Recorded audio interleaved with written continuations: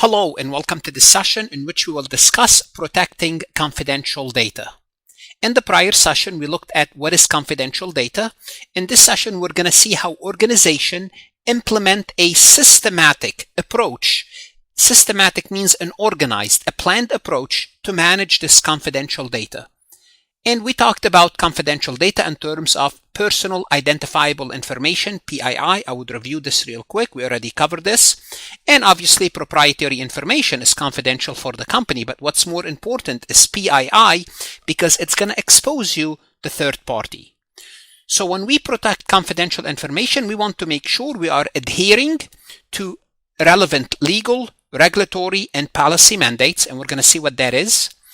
Assessing the risks and implications associated with gathering, retaining, and disposing of data, identifying and appraising safeguards and alternate methods for processing information to minimize potential privacy hazards. So this is what we have to do, and we're going to look at each one of those separately and explain it a little bit more in details. But first, I want to remind you, what is PII? Personal Identifiable Information is any data that can pinpoint who that individual is. And we looked at this in the prior recording, their names, current, previous aliases, personal identification numbers, such as social security, passport, state ID, so on and so forth, addresses, personal characteristic, anything that can identify this individual. This is what we will discuss in this session, how to protect this PII. Let's go ahead and get started. Before we proceed any further, I have a public announcement about my company, FarhatLectures.com. Farhat Accounting Lectures is a supplemental educational tool that's going to help you with your CPA exam preparation as well as your accounting courses. My CPA material is aligned with your CPA review course such as Becker, Roger, Wiley, Gleam, Miles. My accounting courses are aligned with your accounting courses broken down by chapter and topics. My resources consist of lectures, multiple choice questions, true-false questions, as well as exercises. Go ahead, start your free trial today. We mentioned that we have to adhere to legal and regulatory compliance. What does that mean? It means we have to be aware. Aware means we have to know what are we responsible for. Aware of the laws, regulations, and policies that applies to our data, that applies to our operation, such as HIPAA, such as the GDPR, such as the California state privacies, any other laws and regulations. This involves understanding the specific obligations and restriction imposed by the jurisdiction in which we operate, industry standard, internal policies, or any external policies. So first thing is, are you aware of these policies? What applies to myself? And you have to adhere to those standard and procedures. The second thing is risk and effect assessment. Before collecting, storing, or deleting any information, we should evaluate what type of risks are we going to be facing when we collect, store, and delete. This includes considering how data breaches occur, how are we going to protect ourselves from unauthorized access, how are we going to protect ourselves from the loss of data, which we're going to have a whole session about data loss.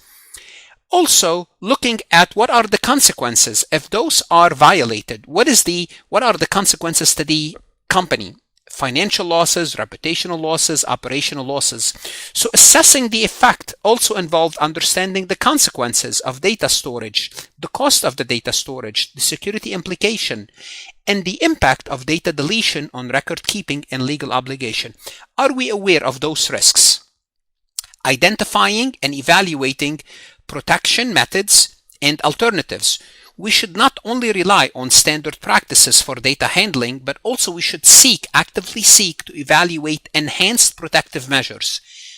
Because as you're protecting this data, criminals are enhancing their attacks. So you want to be constantly, actively enhancing your protection and looking for alternative processes. This involves exploring technological solutions, implementing new policies and procedures that could reduce privacy risks to individuals.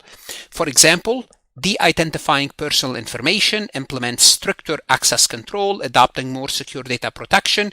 Those could be considered. This also means assessing the viability of the alternative in terms of effectiveness, cost, and impact of operation.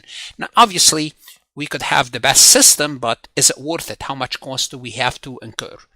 Now what we're going to do next, we're going to look at steps in mitigating data confidentiality from collection to deletion.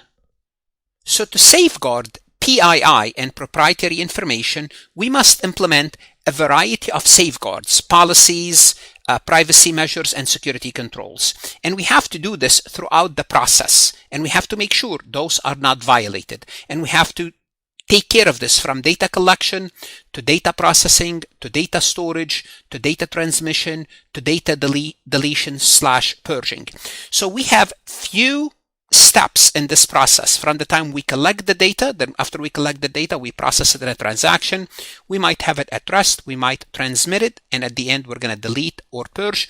We have to know about these steps. Starting from data collection, we have to have a policy. We have to develop policies and procedures detailing the following. What data is needed? For example, collecting names, addresses, and payment information from customers. Period. Don't collect any more information that's needed. Then we have to look at how do we handle the data, detailing how data is accessed, stored, and who has access. Incident response plan, outlining steps to take in case of a data breach. We have those policies. Again, when we collect the information, we have to have those policies in place so we know how to handle this. Privacy and development, integrating privacy consideration into the software development lifecycle. We have to have a policy about this, and we talked about this earlier. Data sharing rules, defining who data can be shared with and under what circumstances. And we have to know, in case of violation, establishing penalties for not following data protection rules. So as soon as we collect the data, we need to be aware of all of those, how to handle this data. We have to have policies. Conducting training to minimize risk. Employees should be trained on these policies and the importance of protecting data, emphasizing the consequences of violation. So this is from the data collection.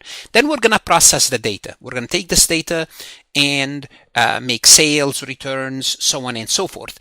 The best way to do this, to protect the information, is to de-identify personal information, removing identifier from the data to prevent leakage, such as using pseudonymization, replacing a personal name with a unique identifier. For example, John Doe, the name of the person, with patient 565. So this way, we don't know who patient 565 is.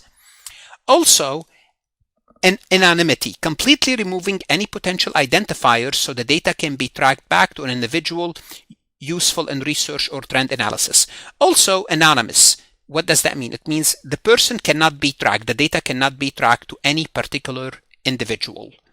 Then we might have the data storage. It means data is not in transmission. It's not being processed. Data storage. Here, what we have to do with data storage, access enforcement, implementing policies to control who can access the data, using tools like access control list, among many other tools, but who can control the data.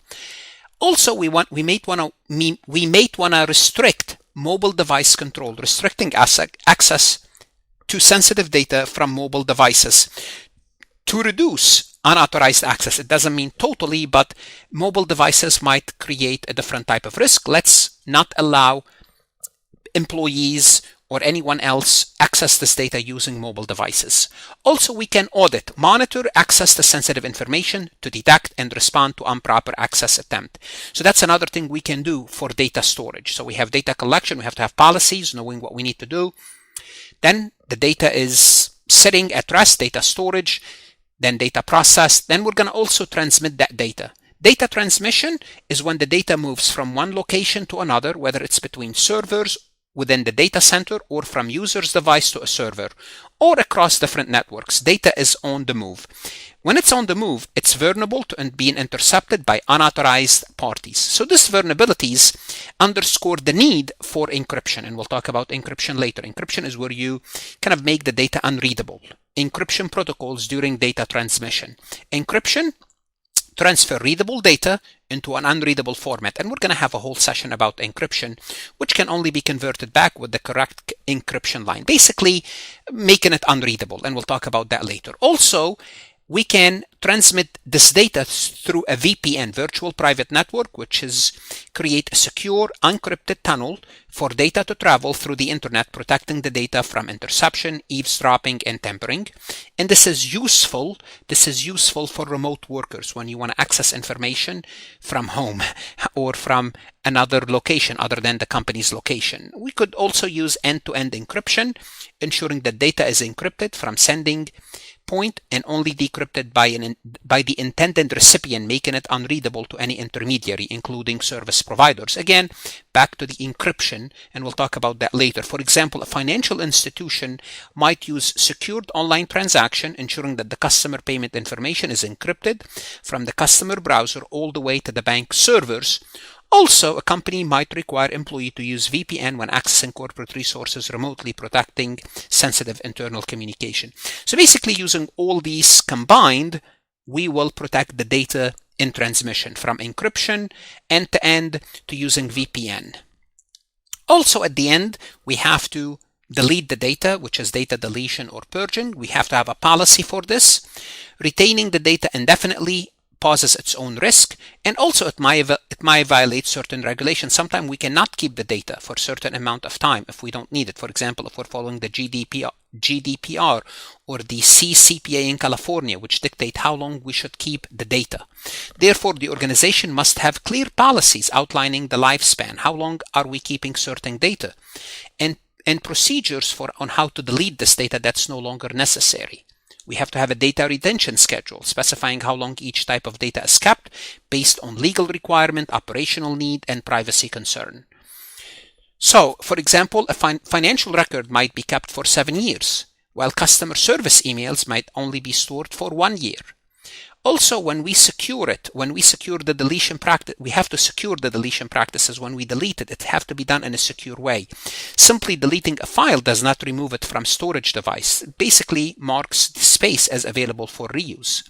So secure deletion methods ensure data is irrecoverable. You cannot recover it using techniques like overwriting data with random information or physically destroying the storage data. So you want to delete it once and for all so it cannot be recovered. And we might have automated purging system, implement an automated system to review on regular basis and purge data in accordance with the retention policy, reducing the risk of human errors or basically forgetting or making sure we are in compliance with privacy policy. Just have an automated system as long as it's programmed properly. For example, an e-commerce company might automate the deletion of a customer account information 1 year after an account becomes inactive, using overwriting software to make sure that the data cannot be recovered. Meanwhile, a health clinic may use a shredder to physically destroy outdated patient record in compliance with the healthcare privacy regulation. Simply put, from collection to deletion, we have to be aware of the privacy, confidentiality, and how to protect ourselves. Let's take a look at this multiple choice question from farhatlectures.com. A financial institution processes a large volume of personal financial transaction on a daily basis. To minimize the risk of data breach, which handling practice should the institution prioritize? So here we're concerned about data breach. It's a large volume of transaction on a daily basis, constant basis. What should be a priority as a policy? Well, let's take a look. Is it data anonymization for all customer transactions? Simply put, not using the proper names for these transactions to hide them. Well, that is a good privacy practice, but what's going to happen is this. When the data is in transit, and we're going to do this on a large scale, it's going to be very impractical because financial transaction, you're going to have to identify who are you dealing with. So this is a good privacy, but it's not practical for active financial institution that's processing transaction. I would hold on A for now. Yes, it's a good privacy, but let's look at other answers. B, encryption of data both at rest and in transit. Well, if we're concerned about data breach, yes, encrypting the data would help us, especially with large volume of transaction. We could encrypt the data at rest and in transit because when there's a transaction, it's going in and out. Between A and B, I would say B is better because for practicality, encrypting the data is easier than just having some pseudonym or some code instead of the account number. But let's look at C. So A and B, they're both good, but B is definitely better than A. Use access control list for every document. Well, that's very impractical, given that we have a large volume of personal transaction daily. I would say I would eliminate C compared to A and B. Regular data purging every 24 hours. That doesn't help with data breaches. That's going to delete the data, and that doesn't help with data breach because we might lose the data that we need. So D does not serve the risk of data breach. I would say between A and B, B is a better answer because it's more practical. So B, because encrypting data and in transit protects sensitive information from unauthorized access, which is essential for financial institution handling personal financial transaction. Now, A, it's useful as a privacy, but it's not practical for active financial transaction that requires identifiable information for processing. So we need to know who are we dealing with, fairly quickly process the transaction. Therefore, data encryption is better in case someone get their hands on it. They cannot read it themselves, but we can read it because we have the decryption key. What should you do now? You want to go to Farhat Lectures, look at additional MCQs, whether you're studying for your CPA exam or some other professional certification. Invest in yourself. Good luck, study hard, and of course, stay safe.